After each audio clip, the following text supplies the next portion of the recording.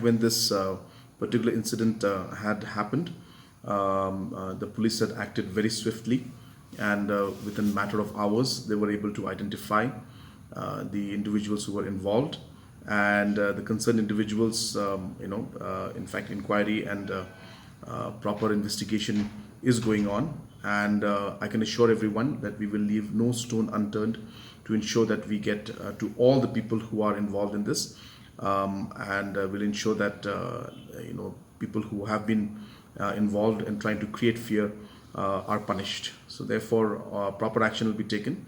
And regarding the larger question of our youth being involved, yes, there's been instances where our young boys and girls sometimes do go into this line, and we from the government side have always believed that in order to ensure that this does not take place, it's important for us to engage the youth in a proper manner. We need to give the opportunities to the youth so that they don't go in the wrong direction.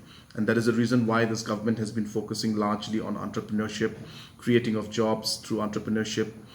We have focused on the youth policy, and we realize that a large youth and large workforce is there in Meghalaya, and we need to continuously ensure that programs come in. So therefore, yes, it's an issue that I have always mentioned this. In fact, on my speech in 26th January also, as well as on 21st of January, I mentioned that ensuring that proper opportunities are given to the youth is going to be one of the challenges in the coming decades for us.